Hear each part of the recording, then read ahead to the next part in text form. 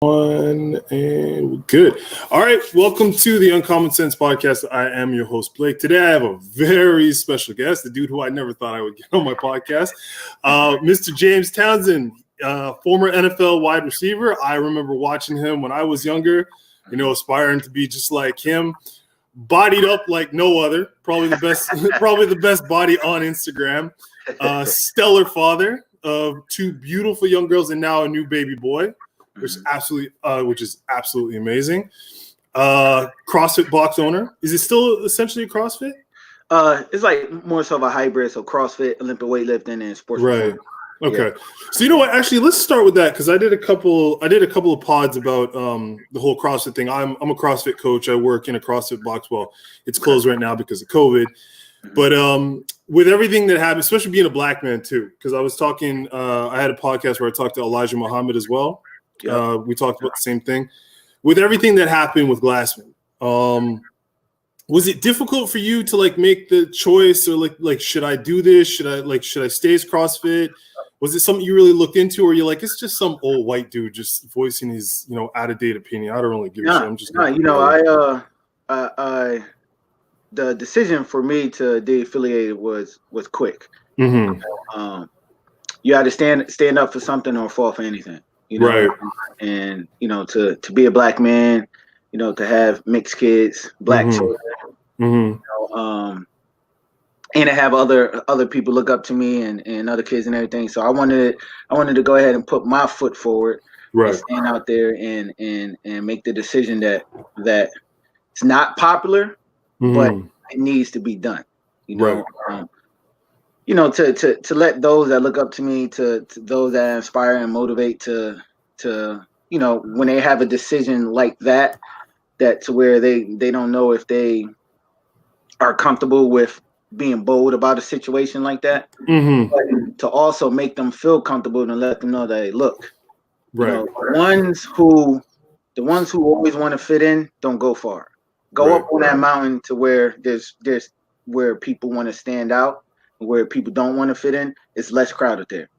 I got you. Don't be afraid to be in that group. So I wanted to go ahead and make that decision and say, yo, this is not cool. I don't align with this. I'm a black guy who's supporting CrossFit, but also CrossFit got to reciprocate that too. And so, by him making those remarks and everything, it was quick for me. You're just like, that's it. And since the changeover with the new CEO and the new protocol that they're putting in place, even the way the games just went, have you reaffiliated with CrossFit, or are you just kind of waiting? I will. I haven't yet. I wanted to see where they would take the whole season, the whole changes and everything. For Eric to come out and say, hey, shoot me an email, I'm willing to respond. I want to know what you're about. So I took that with a grain of salt. So I was like, all right, let me see if he'll respond. I wrote him a nice email. I let him know my background and everything. Let him know, my wife was white and my kids are mixed and everything, this and that, and how Greg Glassman's comments affected me, and not just that, but just, my community and those who are willing to stand up against injustices and racism and everything. He responded back. Well, that's awesome. Yeah. He responded back, and at some point, maybe when regionals, the new regionals, the sanctions, the games happen to come up, he wants to have a conversation with me, and then not just by him just reaching out, but the other day CrossFit made a statement to where they had to cut their ties with another affiliate. Yeah, I saw that. That was Gorilla. No, it's not Gorilla. Athletic. Something something crazy. But they had some derogatory remark that they had made on one of their social media posts, right? Something like that. Yeah. It was to an email to a girl. I guess she wasn't happy with the services of a competition or whatever, and so she wanted a refund. And I was like, I would give you the money back when you kiss my ass, you filthy third world country, like. God damn. Okay. Yeah. Jesus. Calm down.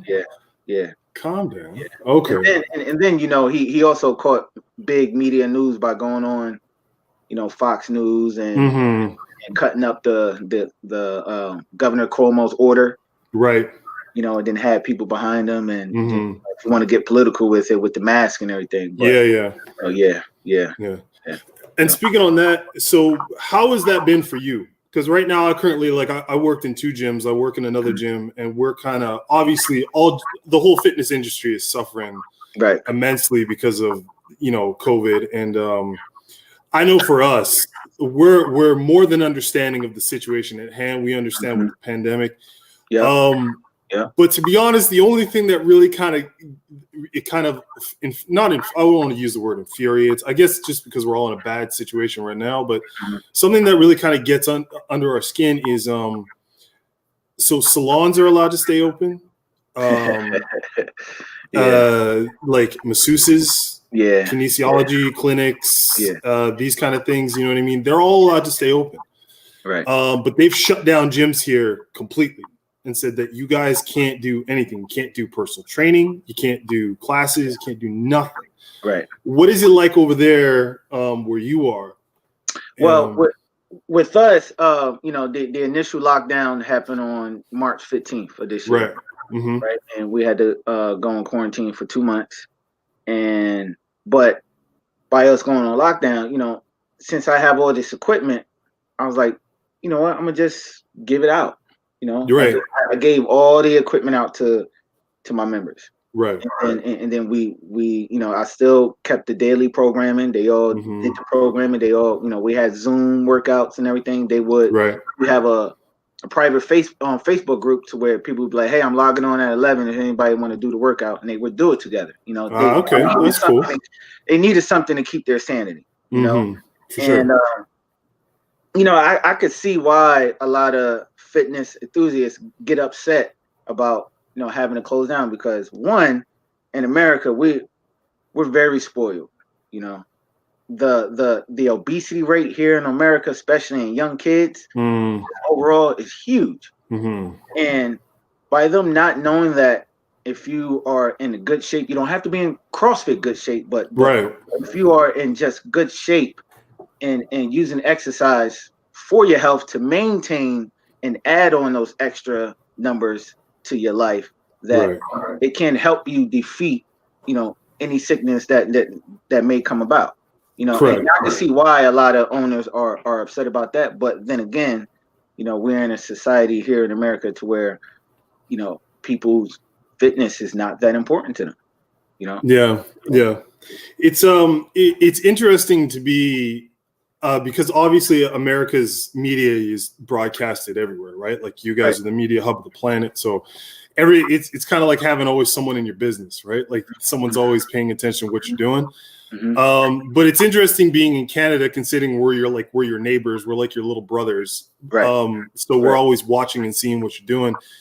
But it's very interesting to watch America kind of deal with things, because you guys seem to get through whatever you need to get through. But the second that the idea of loss of income or freedom is kind of stifled, that's when all hell breaks loose. That's when everything starts to go crazy, and it's like, well, you can't tell me what to do because this is America and this is how we do things, and I pay for this, and you can't tell me what to do. And like, it's a little different here because we're a semi-socialist government, so we have a capitalist, you know, marketplace, but we all believe, we're all kind of brought up believing like, okay, well, you pay your taxes, you do this, like whatever, we don't care, you get your social security, you're in, like, you know, your for your healthcare. But in America, it's so different. Like I remember when I was playing ball at Tennessee Martin in Martin there between Memphis and Nashville.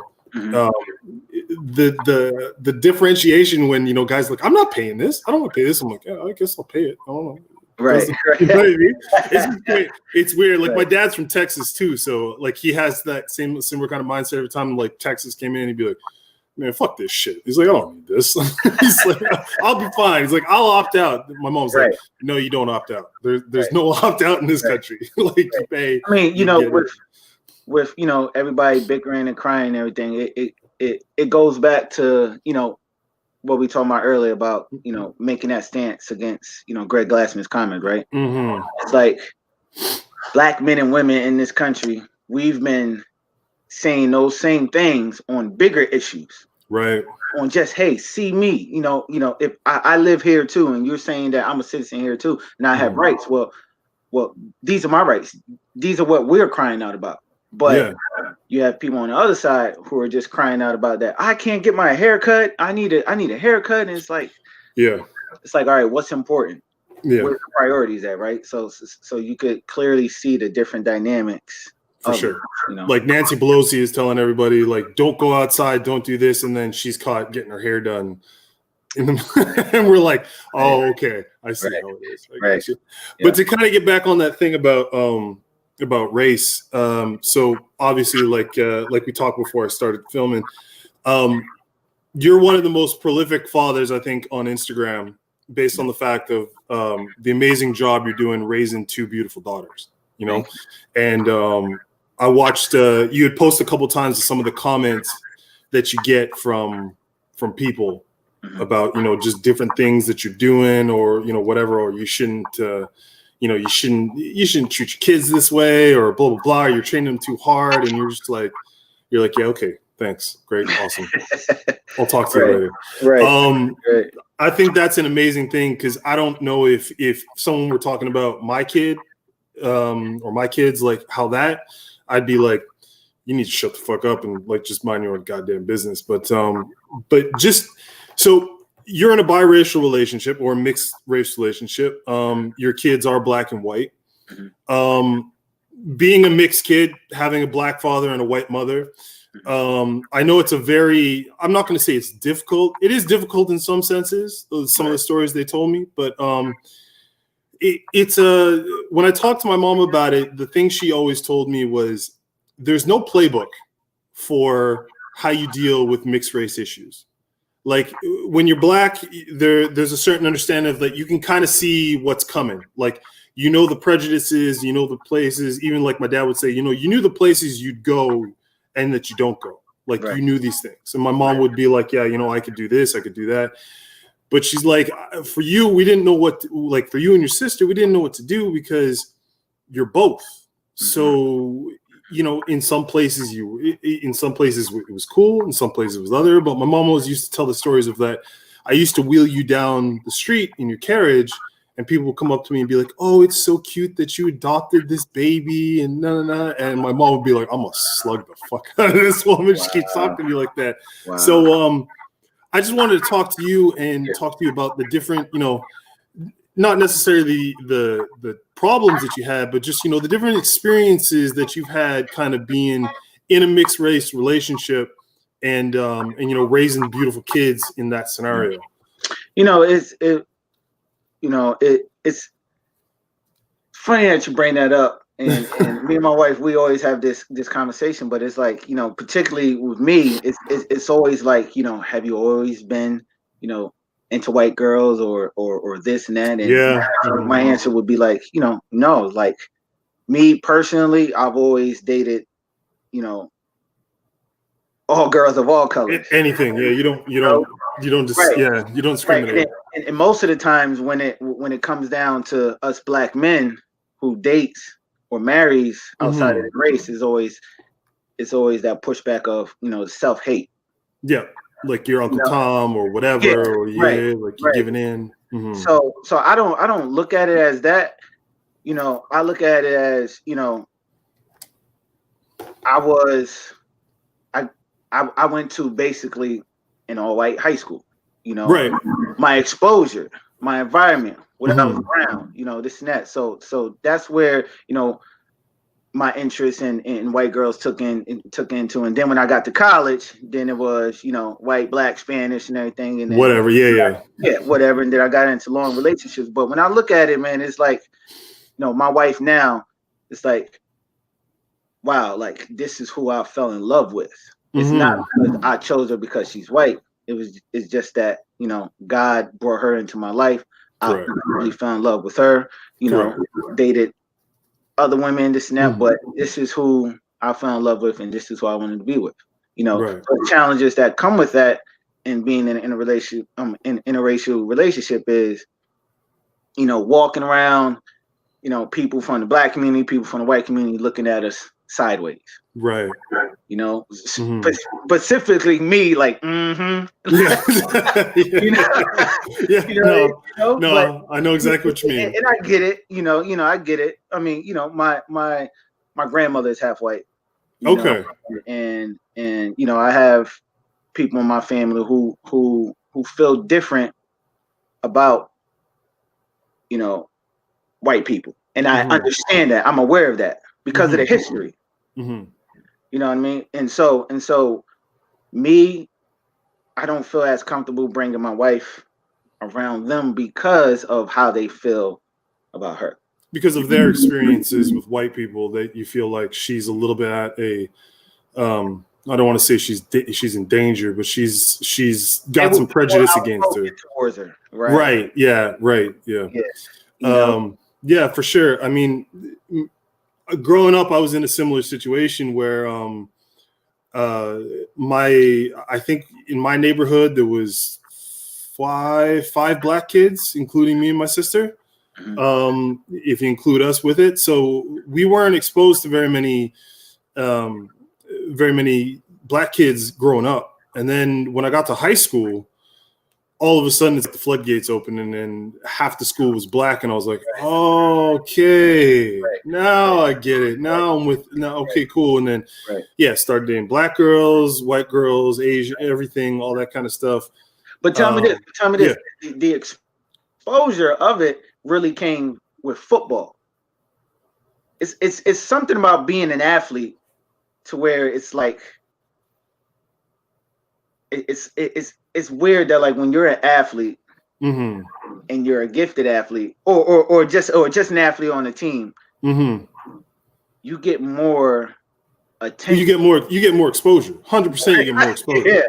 Without a doubt. And I mean, like, I was pretty good for where I was from. So, like, based on who you were growing up and, going to college and everything, like, I mean, again, I went to a little school, and one of the things I talked about in a previous podcast that freaked me out was I'm a private person. I'm actually, like, very much an introvert. I don't actually, go out and talk to people openly. When I got to Tennessee Martin that first week, I had people know my name. I had them know where I was from. They knew my knew my room number. Yeah. They knew the telephone number to my room. Who they would call me randomly. I had a girl ask me to prom, and I was like, "What's prom?" Because I'm like, we don't do that. Like, we have prom, but it's not the same thing it is in the States. It's not the same deal. She's like, "Oh, I want to make my boyfriend jealous." I'm like, I don't need to get shot over some weird shit like that. But it is a little bit. You definitely do get more exposure being in athletics because I think you get more notoriety. Right. So your options are a little more open to different people. I also think because when you're in sports, I mean, like, when you go to college and stuff, all the other athletes who you usually end up hanging out with are of different ethnicities. So, like, you'll meet, white girls, Asian girls, Indian girls, whatever, you know what I mean, who are on the same, like, tip as you are, but you'll understand. But I think sports is truly one of those things that intertwine society, but it's more for, like, like with you and your daughters, right? So you're walking down the street, and I get the same thing. My girlfriend, my longtime girlfriend's white. I guess I always say I look black enough that I would turn a head. So it's like it's a weird feeling. I try to explain to her sometimes when you're of a minority or when you're colored. When you walk into a room, as my dad would say, you're automatically gonna make people feel a certain way. Regardless of whatever you do. He's like, you could come in a 3-piece suit, you could be the most articulate whatever person you've ever met. He's like, but when you are something other than white, he's like, you are going to automatically make a statement just by stepping into a room. Right. He's like, and that's something you need to understand. So in raising kids, you being a black man, having a white wife, having mixed race kids, how has it been for you in kind of trying to deal with that situation, and then especially having two girls? I'm not shying away from you know, the current events or things that they will experience when they get older. Right. We you know, we openly talk to our daughters about being different. You know, representation matters, right? For sure. So clearly, there is more black dolls that they have than white dolls. You know, the funny thing is, me and my girlfriend just had a whole discussion about this. Yeah. Representation matters. You know, there's more black books than there are white books. My daughter, my oldest daughter, Princess P, she loves Ruby Bridges. Right. You know, she loves that book. She loves, you know, seeing her on TV. She loves reading about her. She understands, you know, she understands that, you know, white people didn't want this black girl to be, and, you know, it's we're not shying away from it because it's part of your history. It's part of the history. And then, you know, I need my girls to know 3 things. They need to be brave, strong, and confident. Right. Reason being, they are women, and then they are black women. Right. So they automatically have 2 strikes against them. Right. So automatically, I need them to know that they need to be brave, strong, and confident because they walking in this world with already those 2 strikes against them. So they're already starting behind somebody that's white or somebody that's lighter than them. You know. Correct. Yeah. You know, and because, you know, there's we automatically are we inherit these challenges. We inherit these pushbacks. Right. But I want them to be brave, strong, and confident to know that no matter what, they could push through. Right. No matter what, that they can be strong to persevere. You know, that's why you see so much focus, so much love, and so much fun and support and care when they're doing their gymnastics or their weightlifting, because they believe that they could do this. And so by them believing that they could power clean 65 pounds, they will believe that, it's absolutely crazy. They will believe that they can get a straight A. They will believe that they could be a valedictorian. They believe that they could be a doctor. Right. Of anything. Right. Yeah. No, I mean, it's and to speak on it from a mixed person perspective, your daughters are going to have a very unique point of view of the world because they are going to live in this like middle tier area where you're going to get to see the benefits and faults of both sides. Yes. So I often try to discuss it with my black friends, well, my white friends too, but it's just because you are both, you're not really fully accepted by either, but you're not you're not shied away by either. Like also, like often you're Blake is my black friend, you know what I mean? Or there's Blake's or like, you know, on the other side, like when I was in college, they used to say like Blake's the icebreaker. You know what I mean? Because he's not all black. So, like, if the white girl's never been with a black dude before, you know, we send Blake because then he's the guy who's, like, shows them, like, oh, black guys ain't so bad or whatever, you know? But being in that middle, especially in a time like this that is so race-driven, you really kind of sit in this weird gray area between both sides where it's like you don't necessarily know where to go. You don't know how to be you don't know how to articulate the issues because you're getting a very unique point of view. Like I always say is like, listen, I'll never know what it is to be like my dad. My dad's a very dark skinned man. You know, he's noticeably, you know, different shade than everybody else. I mean, like if I go to Portugal or something, you know, I blend in and they kind of don't know who I am, whatever. But like, there's always this weird parallel dimension that I always say that mixed kids live in, where we're accepted but not all the way. So it's like we feel like we're kind of in the party, but we're not part of the main scene, you know? Right. You're white, but you're not fully white. Yeah, you're black, but you're not fully. That's it. You know what I mean? Like you're too black to be white, but you're too white to be black. So it's like you kind of sit. You know what I mean? You kind of sit in this weird, gray area. I mean, even me growing up, like I said, I went to an all white. Similar to you, I went to like an all white school almost, and the teachers used to make fun of the way I spoke because my father was from Texas. So I'd talk like with an accent, and I'd be like axe and all this kind of stuff because I'd pick up all my dad's dialect. And they would point me out in the middle of class and be like, Blake, it's not axe. You're not axing anybody. It's ask. You know what I mean? Like you have to, and I'll be like, man, I'm like, ugh. Microaggressions. Yeah, I'm like, okay. Right. And it literally, I think that's one of the reasons it turned me into an introvert, because it's like I was so afraid to speak openly because of where I was learning my phonetics from. Like I just stopped speaking. Right. Like you couldn't get me up in front of people because I was always afraid I was going to say something. I was going to say something with some kind of twang or accent, and then people are going to be like, you know, so. It's a very interesting situation. So you being with your wife, how long have you guys been together now? 10 years. 10. Oh, same as us. All right. Congratulations. The whole decade.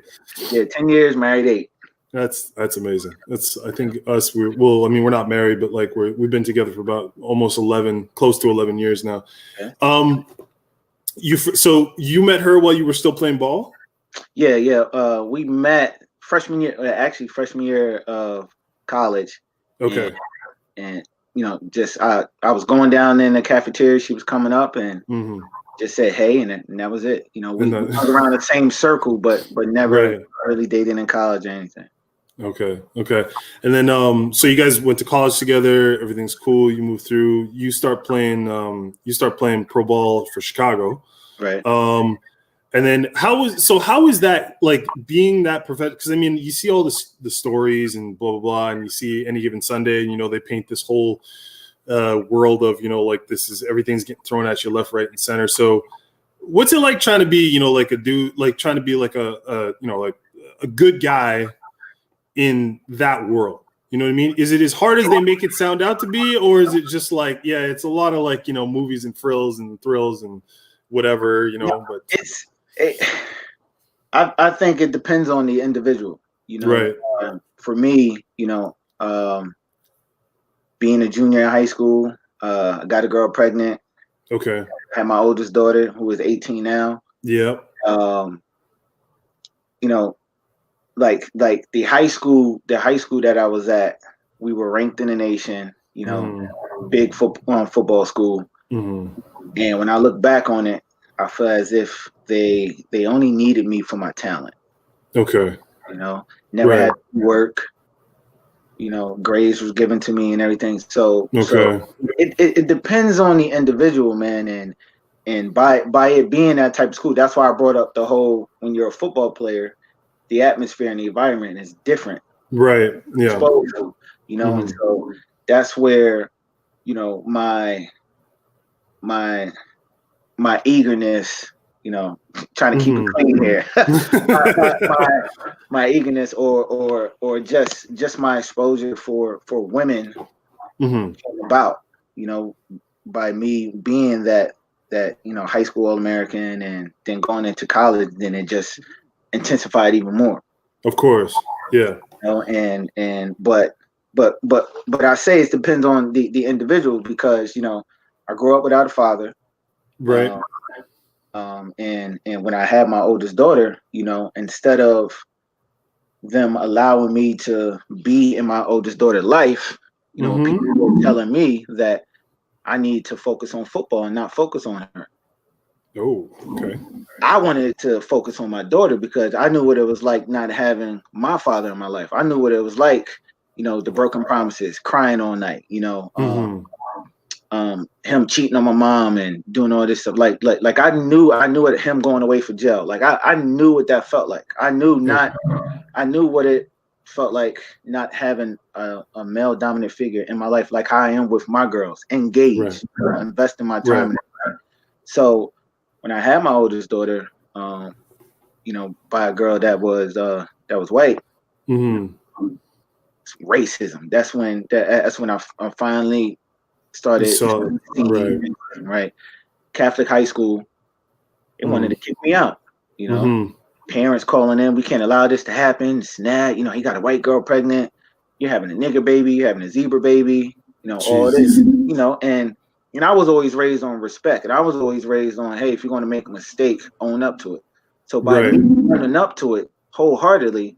Even my own family and friends would tell me, hey, you know, if you focus on what you got going on now by you being one of the top receivers in the nation and you go into a deep, you make it to the NFL, this would take care of you and your daughter. And then you could do all this and that.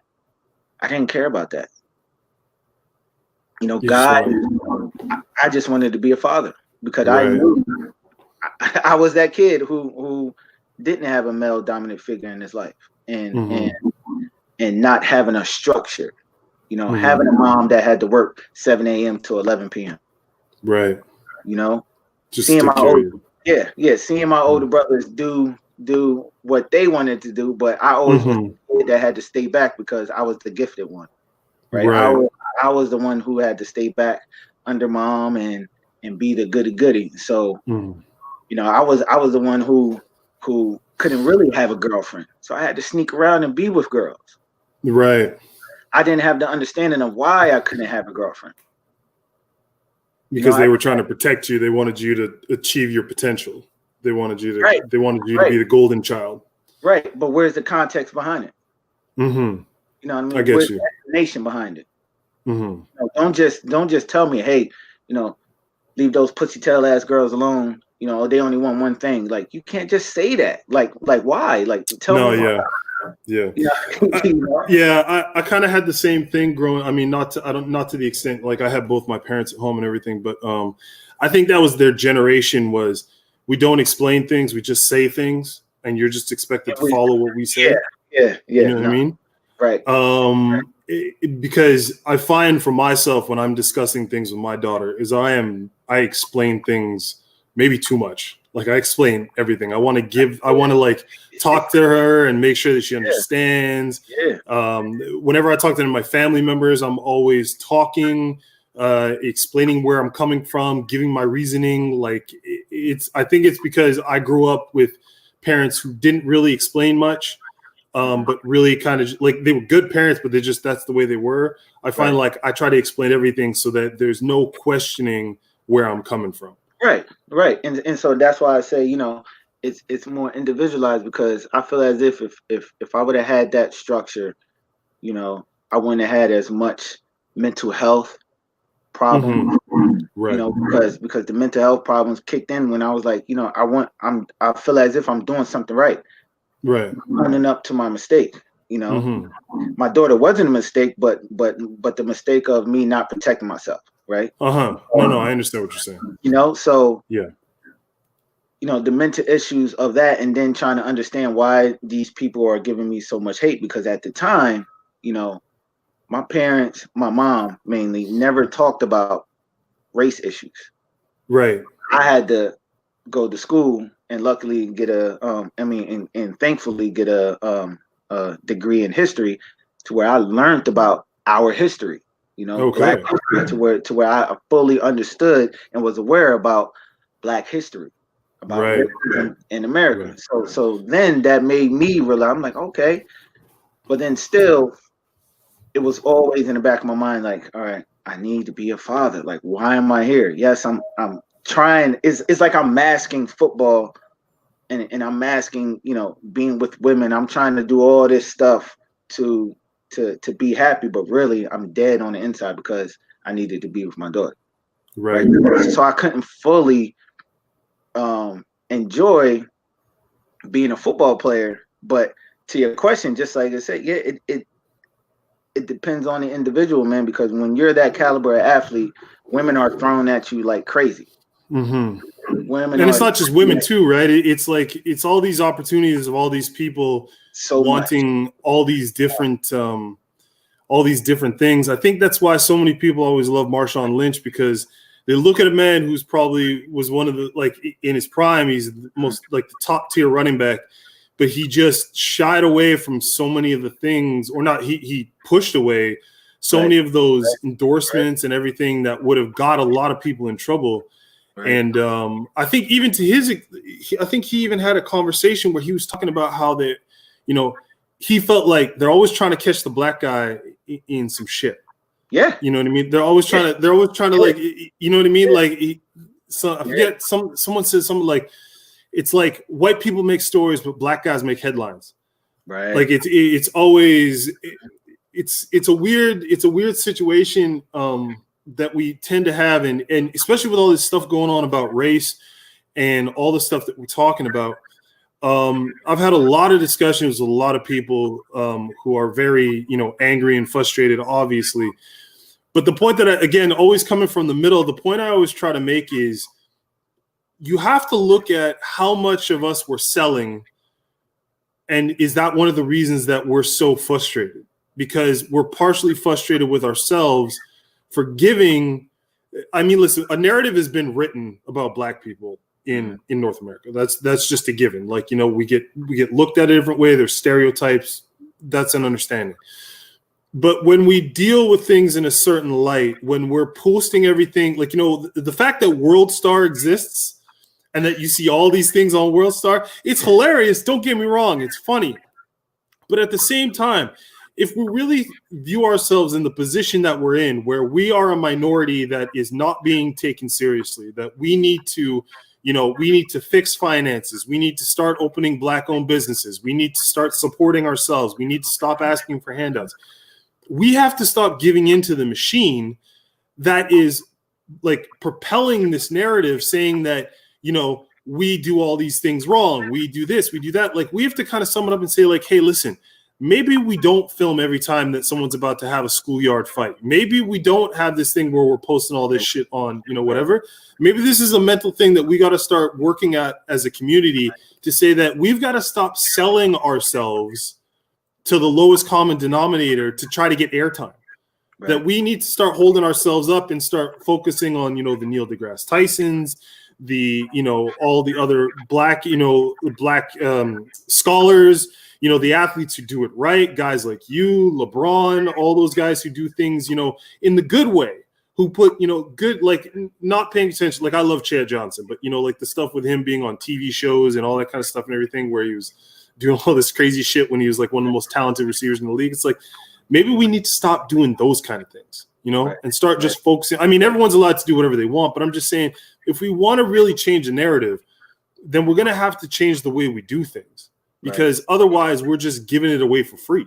Right. And I think it comes down to the environment and the positions that most Black people are put in. I'm originally from South Bronx, right? Right. 168th Webster Avenue. Right.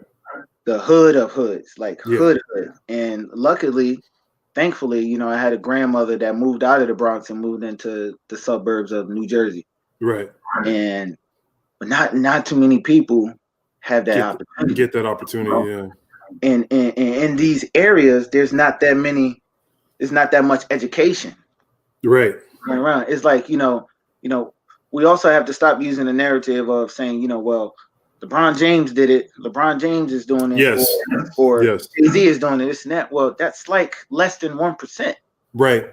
Because Ray over here, is got to walk past gangbangers, drug dealers, junkies, dead bodies every day just to go to school. Yeah. And then come home and take care, his siblings. Yeah. While his mom is working, 7 to 11. His dad most likely in jail or out trying to, hustle something, or do something, right? It's just it's going to take a while, but it's that there's not enough information in these communities because not enough people are in these communities to go ahead and give this information. It's hard to come out of a situation. I mean, there's a LeBron, there's a Marshawn. Who else? I mean, Marshawn is from Oakland, LeBron is from Akron. Mm-hmm. That's one out of what? That's one out of a lot of people. I mean, it's the whole George Floyd thing. It's like the whole narrative was, the pushback of George Floyd was, you guys keep complaining about, you're not in a good space, but look at look at LeBron, look at this, look at Jordan, look at all this kind of. And it's like, dude, that's not what this is about. This isn't about the guys who are on the upper echelon of the fucking thing because they have some amazing skill set. Yeah, this is about the guy, like you said, who goes to work every day, does his job, comes home to his family, doesn't do anything wrong, but is not necessarily like spectacular in every way. Like, right. Why is it that black people have to be great at something to matter? Because they know we're great. Because they know we're great. That's it. But it's like, why do we have to be singers? Why do we have to be actors? Why do we have to be athletes to matter? We don't. The average person walking down the street shouldn't be like, man, like, right. They have just as much rights as anybody else, and they should be treated that way. Absolutely. And I was telling my wife, I was like, I want our son. One, I need him to be better than me. Way better than me. And he will be. He will be. He will be. And two, I don't even know if I want him in sports. I don't want him to be another athlete. Yeah, I feel you. We need to start moving these new generation of minority kids, black and brown kids, into positions that matters. Lawyer, doctor, what if he's in politics or what, mayors, what we need them in these positions instead of what they see us as, which is what, drug dealers, rappers, or athletes. We don't need another LeBron James. We got a lot of them. Yeah, right? I feel you. And only what? Well, I mean, look, take NFL, right? What is it? It's something like 96% of people who start playing football aren't going to get to college. Right. Of the college kids, only 2% of people who play Division I college gets in the NFL, and then the average career span is 2 seasons. It's 36 games. Yeah. That's it. So out of all those people, that's the small number of people you have who are actually going to get any kind of time. That's that's what I don't think people realize. Like, when you're an athlete, and this is what always kind of bugs me about, like, I do believe that because you are in the public eye and part of your job is being out there, you do have to carry yourself with a certain level of professionalism. Absolutely. But at the same time, I also am a little bit on the Charles Barkley side, where I'm like, listen, man, just because a man can dribble a basketball, can run fast, can jump high, can do things, doesn't necessarily mean that this man needs to be the person whom your child looks up to. He can just be really good at his sport and really good at his job, and you don't have to focus on him. You know what I mean?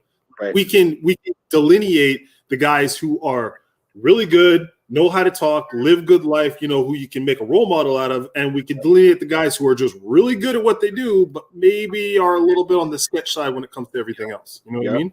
Yep. And that's why I try to just, I live my life by following Christ, relationship with Christ. And I shy away from aligning myself with Christianity, the institution, because I'm already aware and I already know the history of Christianity. Right. It's not just the building. Right. Church is all of us. Church if you and I are having this conversation about Christ, whatever, that's church. Yeah. Church every day, right? So it's a relationship. Jesus' way is ever flowing, right? So, so it's the Yeezy logic. Right. It's like church is wherever you gather. That's it. That's it. Church is wherever you gather. Just be on Sunday. No, that's the westernized world. That's the USA Christianity. Well, that's the conglomerate, right? That's we're gonna take this belief system that you all are using as a thing, and we're going to quantify it and turn it into some kind of power where we're going to be able to control the masses with it. Right. No, it's a relationship. It's a personal, honest, bold relationship that we can have with Christ. And then, like you said, by us being in the spotlight, we have to be, a voice, and not just a voice, but a vision for people to see too. People need to see Christ. Right. So not that I'm perfect or anything, because I falter every day. Of course. I ask God for forgiveness every day, but I try to live by His word as much as possible as I can. Me and my wife, we argue. We fight. For sure. You know, when I'm doing the Metcon and it's hard or workout, I'm screaming. Mother. Yeah, exactly. Like, damn. You know? I always tell the clients come to the gym, like, listen, if you got to turn around and be like, hey, Blake, fuck you. I'm good with it.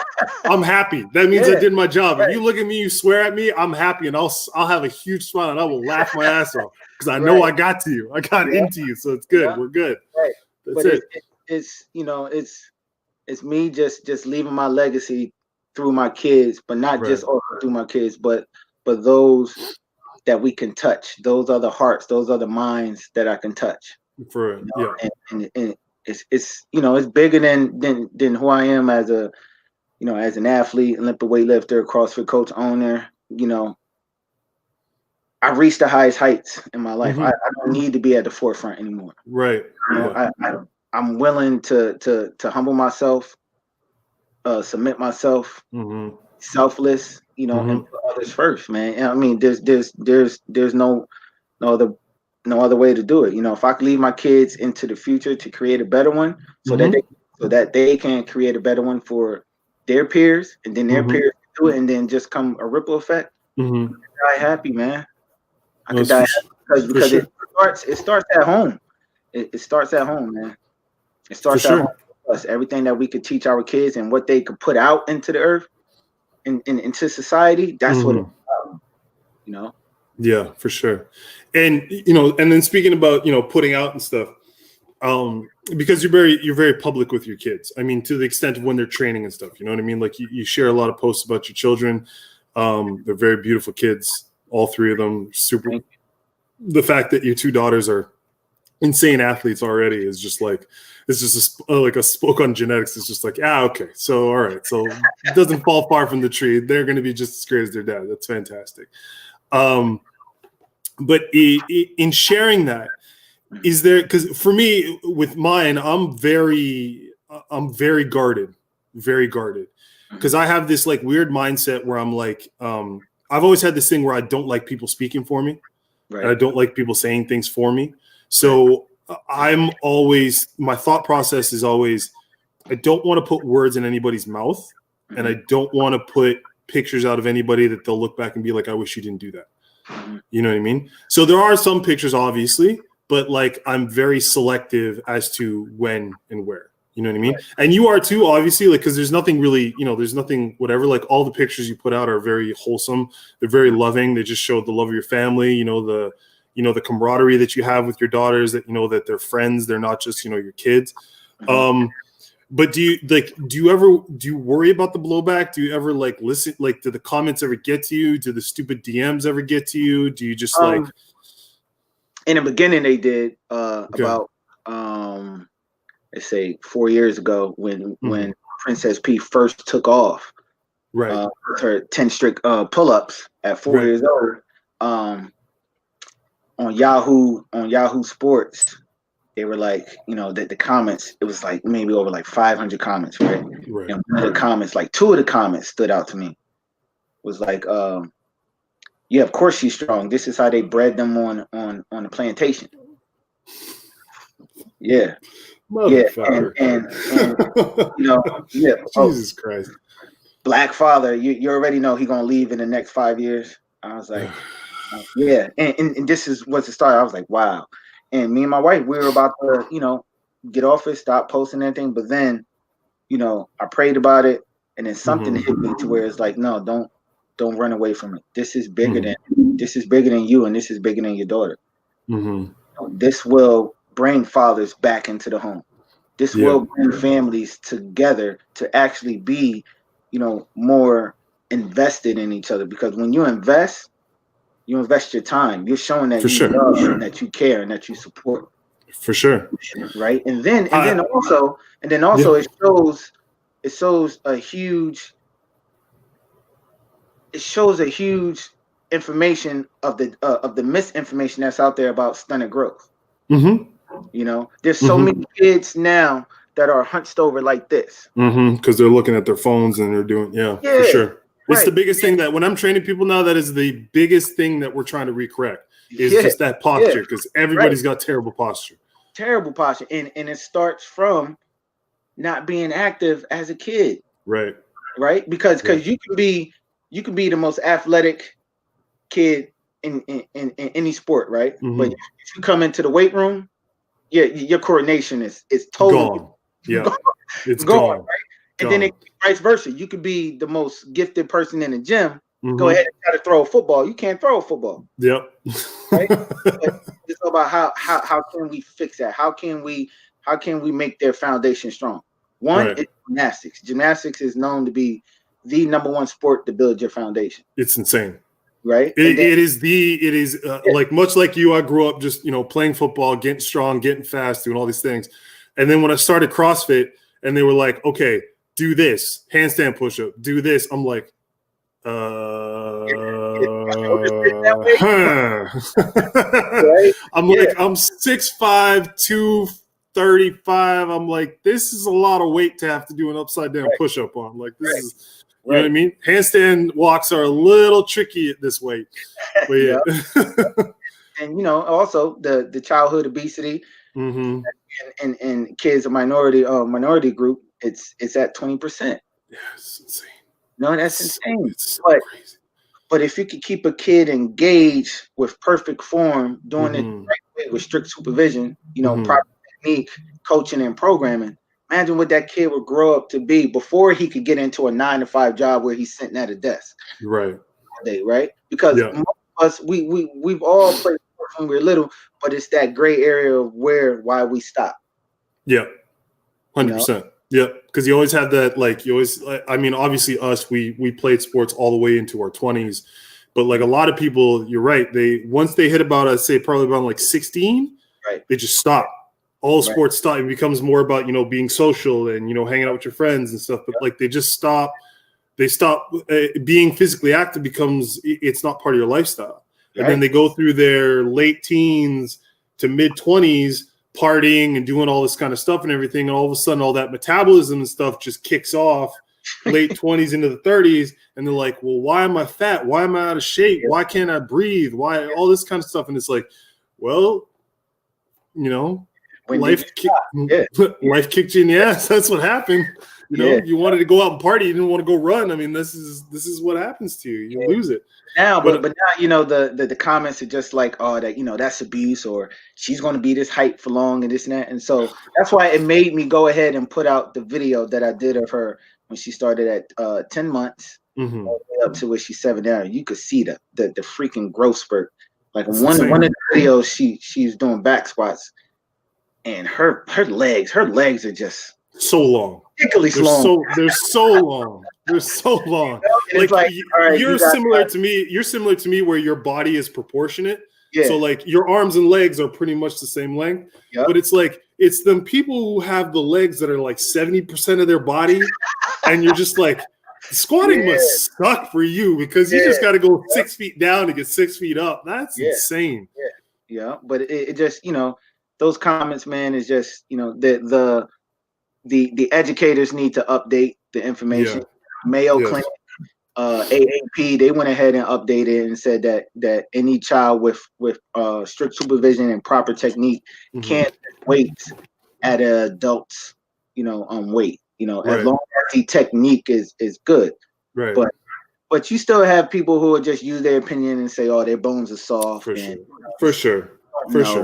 But I mean, listen, the whole thing is, when you look at the science of it, when you really look down to it, it's like we're a species that grew out of nomadic, tribal, surviving. Like you think that kids had like this soft, supple way of growing up like the whole time we've existed? Like, what do you think happened when they had to deal with elements, when they had to climb hills? Like you even look, I mean, the thing I was carrying gallons of milk from mom from the car into the house. You know what I mean? Like it's not that long ago where we didn't have all these like, this thing. It used to be like you grew up, okay, good. You're what? You can talk, you can speak, you can walk, go work. Like don't worry about your height and your weight. Like we're gonna get moving, Right. But I mean, it's I could understand where the ideals come from, but I think it's anything. When you abuse something, it's gonna take something away from you.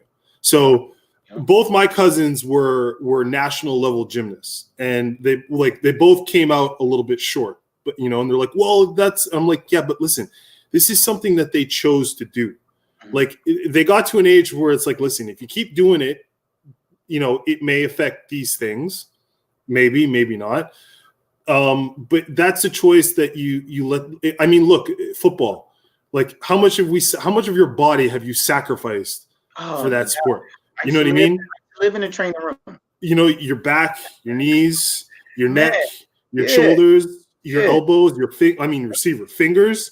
Yeah. Like, you know what I mean? Like, there's so many things that you've sacrificed because of something that you love to do, and that's an understanding. But I mean, it's the same for anything. You only get to those levels of achievement through sacrifice. So I can understand not pushing a child so much to where you feel like they're, you're risking taking something from them in the future. But I mean, from everything that I've watched about you and everything that they're not doing anything that they're not capable of doing. They're not doing anything that some kid around the world is not doing, not out of because they're going to the gym and having fun, but because of necessity, like you said, because they're carrying jugs of water back to the hut, or because they're carrying stuff, on the farm or doing something. It's like, that's what bugs me when people be like, they actually think that I'm putting my kids in harm's way. It's like Freya, I'm more cautious with because she's the normal kid. Right. And I say that she's the chill one. Yeah, she's the chill one. Is just different. Her athleticism is just different. Right. Freya's still a bit clumsy. Yeah. And I have to watch with her, around the gym and stuff. Yeah. I swear, man, I don't. Blake, like I could just write a workout. She just came out ready and she knows what's going on. Yeah. I mean, she's crawling at 3 months, walking at 7. See, 7 months. So like my little one is super smart. Like, I could tell her things. I swear at 7 months she knew what I was trying to tell her what to do. But her body, but she gets it, but her body is a little behind because she's growing. Like, I'm 6'5", and my girlfriend's about close to 6 feet. Okay. So she's growing fast and she's getting big and she's becoming like a baby elephant. Like, she's moving around, but she's got these long limbs and everything, and she just trips over herself. And I'm like, okay, I can't, I want to bring her to the gym and start doing stuff with her, but I'm like, you can't even run upstairs yet. You know what I mean? So I got to take it. Like, it's like you said, but you're gauging how much you're doing with her based on what she's capable of doing. You're doing what a good trainer does. Like, you assess the person you're working with to see where their limitations are and then build a program based on that. You know, like you said, you're not doing the same thing with both your kids, which is like, that's what it's all about. If you just put them in a system and said like, okay, well, if you do it, you don't, whatever, too bad, deal with it, you're gone. Like, this is not like, Kazakhstan, and you're not putting her in a gymnast school where it's like she either does it when she gets or she gets kicked out. This is like a father trying to train his daughter on how to do things properly.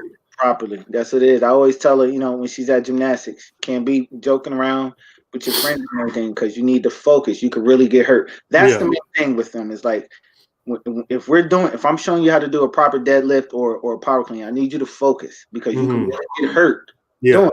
So just make sure you're focused, right? Right. But one time she was like, Dad, we got to get back in the gym. Can we go in the gym tomorrow? I was like, yeah, why? She was like, because I did 20 strict pull-ups today and I just was struggling. So I need to get stronger. I'm like, like, come on, man, you're too young for this. Like, you can't have that mentality already. Yeah, who says they struggle with no more Kobe for you? Like, no more Kobe. But that's just her drive and that's what I love about her is that like she's starting to understand now. She's starting to understand that like power cleans help her for when she's getting ready to do her vault. That power, right?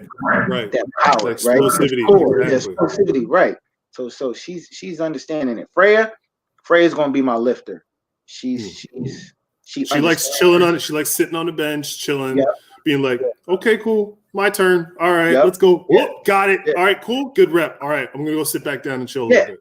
And that's what she does. Yeah. All right. I want to work out. She asks me every day, Dad, can I work out? And most of the times I'll tell her no, and she'll throw a fit. Right. And then, while I'm cleaning up this, I'll be like, all right, Fred, let's come over and work on this. Let's do this. We'll be like 5 reps in. Are we done yet? You're like, come on, Jesus. Okay. I'm like, she's either going to be an Olympic lifter or a sprinter. It's like, one, done, we're out. Okay, goodbye. See you later. I love it. That's awesome. That's great. And then I guess the last thing I wanted to talk to you about, especially in dealing with daughters, right? I did a podcast 2 podcasts ago talking about, gender normalcy. I brought on someone who's transgender and all this kind of stuff. And this is something that I have a conversation with my girlfriend with, that it's kind of like a weird, because we were explaining, she came home and was starting to ask Mommy, I have a vagina, and where's Daddy's vagina? And it's like, well, Daddy doesn't have a vagina, Bobo. Like, Daddy's got something different. And then she's like, and I was like, yeah, Daddy's a boy, and then Mommy's a girl. And then she's like, you can't say that anymore. And I'm like, fuck, I can't say that anymore. Okay. But yeah, so for me, I'm trying to learn on, especially after meeting these people, meeting these great people and having them on the podcast. I'm trying to figure out how I do this, how I teach my kid about that whole world, because now that's completely, kind of changed the whole dynamic. And you always want to teach your kids, the current. You don't want to teach them the past, because when you teach them the past, that's how they get stuck in these old ways and they don't move forward. So you want to kind of try to stay, like hip to the times and make sure that you're teaching them what the current situation is. And especially being colored, it's a whole other different deal, because, as much as I don't want to say it, being white, being transgender, that's one thing. That, I feel like it's not acceptable. It's not accepted, but it's more accepted that if you were a person of color. Absolutely. You know what I mean? I think it's a lot harder for brothers and sisters to, own up and be able to. I mean, I watch RuPaul with my girlfriend all the time. It's one of my favorite TV shows, just because, it's crazy to watch all these, well, their majority of them are men or whatever they affiliate with, but to watch them have to go through this terrible scenario of where they were not accepted for who they were.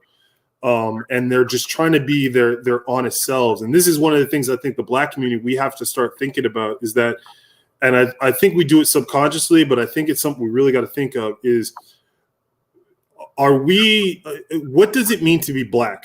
Like, what does it mean to be of African descent? Like, can you remove all these stigmas and all these dogmatic ideas of, like, you have to be, Christ following, or, you have to be Muslim following, or this, like, can you just accept somebody for who they are and accept that they're of the same origin as you, but they may not share anything else with you? Can you be like, we're brothers. We don't share anything, but, we're of the same lineage. So, let's at least be respectable on that front.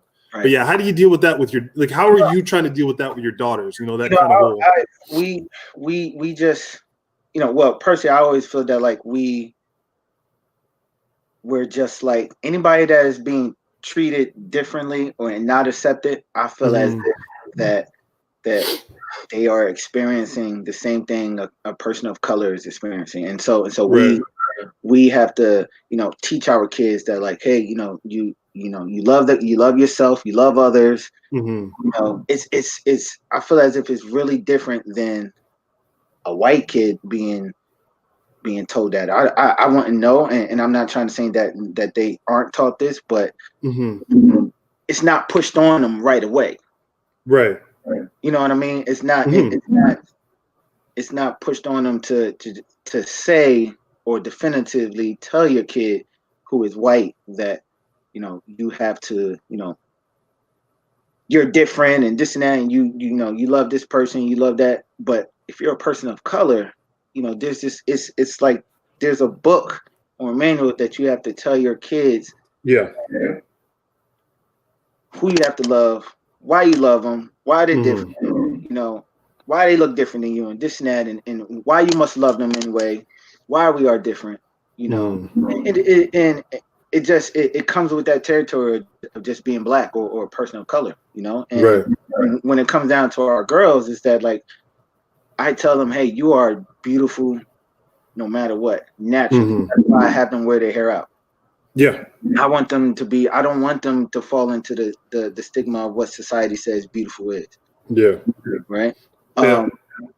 Because, you know, natural is just, it's better to me, you know, for sure. Yeah. And just like how you said, like what is being black mean? It's natural. We are like be black, be proud of what we are and what you have. Like, right. There's nothing wrong with it. Right. Exactly. And so because we, you know, naturally melanated people are beautiful, natural, right? We don't need a whole bunch of things, you know, wigs or weave or, that was always something that I didn't really understand the level. Sorry to cut you off, but I did not understand the level of, I don't want to call it, it's not self-hatred, but like, it's almost like you're not satisfied with yourself. You know, that a lot of people that, especially a lot of African-Americans had until I went to school in the States, where it's like, I was talking to one girl and we were sitting and chilling and she was in the process of, you know, like doing her stuff and, you know, getting ready, like wind down and go to bed. And, you know, she starts taking like the sides of her hair off and she starts taking her eyelashes off. And then she starts this. And I was just sitting there like, yeah. Huh? What? Yeah. It's what throughout history is what our black women have to deal with, man, is that their natural beauty is not enough to be able to be noticed. You know, blonde hair, blue eyes, long hair, that is what's noticeable. Right. That was put on to them, saying that like, hey, if you were lighter skin or if you had longer hair or if you know, wore this makeup or whatever, you know, you would get hired at this job. You know, this guy would like you and this and that because right. they put the European centric onto our black women, right? And so, right. So that's why a lot of these girls feel as if they need to look a certain way to be beautiful. And I'm just telling my girls, like, no, like this hair, yeah. that's beautiful in itself. Like just because P, your hair is one way and Freya, your hair is one way, you're beautiful. Just because you're lighter and Freya, you're darker, you're still beautiful. Yeah. You know? And my wife, she handles the whole hair. No, I do the hair. Oh, okay. Yeah, I do the hair, I do the clothes. Yeah, I do all that. But when it comes down to the verbiage of, you know, I even hate saying it, man. The V word. Right. You know what I mean? I even hate saying it, man. But she's more open with them with it. Right. Yeah. I actually was the same way. I didn't want to say it, and then my girlfriend's like, just say it. Like, stop making it like a taboo. Just say it. That way it won't be a big thing later. I was like, right. I know. I still say privates. I say privates. Yeah, well, that's it. Yeah, I'll shy away from things somehow. I'll skate out of there. But yeah, right. They know the difference. My wife will say penis to them and everything. They know the difference. Right. Like, yeah. I feel comfortable that she's doing that rather than me. I'm still in that secure. Hey, I need to protect you, dad mode. Like right for sure. Yet is for sure. Yeah, and so so last thing I just wanted to touch on. I always had like my dad was I had a good dad growing up. He wasn't as close with my sister as he was with me, obviously. But like so, in kind of raising a daughter, I kind of looked outward to people, and the two people whom I always looked towards to say like to kind of give me an example. Is you and Kobe, God bless him before he died. You two have been kind of those people who I'm looking at and like, okay, I can do this. Like I can do this with my daughter. I can do that with my daughter. I don't have to treat her this way. I don't have to treat her like a princess. I can just be like, you know, like you're my girl. That's it. We're good. And there's one thing that I really have picked up and that I want to thank you for promoting. is just the fact that you don't have to treat your, like, I think the thought process has always been like guys are closer to their sons because they can do anything with them. Mm-hmm. Where now I believe like the narrative that, Kobe had with his daughter and then you have with your daughters is that you can just do whatever it is you're going to do with your daughters. You just need to be the man that you want your daughter, or you need to be the person, that you want your daughter to be with going forward. Because if you're dishonest, if you're putting up a front, if you're not, if you're not your genuine self and if you're not trying hard to be a better person, she's going to be drawn to that. That's what she's going to be drawn to. She's going to be drawn to the shysters and the players and all this kind of shit. But if you're an honest, open individual who shows he cares, shows his emotions, is strong enough, treats his partner with respect, talks to his daughter like a real person, and just doesn't like, baby talk her or, demand things of him, everything's going to be okay. So I wanted to thank you for that, because I think you're doing a huge service to a lot of not just colored fathers, but I think fathers altogether that, you're setting that example that, we can just treat them and have them grow up strong, and we don't have to worry about them. Like, they'll be okay as long as we be who we are. Right. And be honest with ourselves and make ourselves better. Right. Not just us as, individuals and fathers, but, who we are, to our spouse, Yeah. See that every day. Hey, my father treated my mother with respect and loving, this and that. I expect you to do the same for me. That's it. Yeah. Awesome, man. Appreciate it. Well, listen, I appreciate your time. I don't want to take any more time from you. I'm so gracious that you actually had time to do this. I appreciate everything. Like I said, appreciate all the posts. Give more than love to all your, all the kids, your wife. You guys are doing great careers. You're showing up for all those ex-athletes out there. Appreciate it so much, brother. Yeah, thank you, man. Oh, good. All right. That's been the podcast. Thank you so much. Appreciate y'all. Yeah.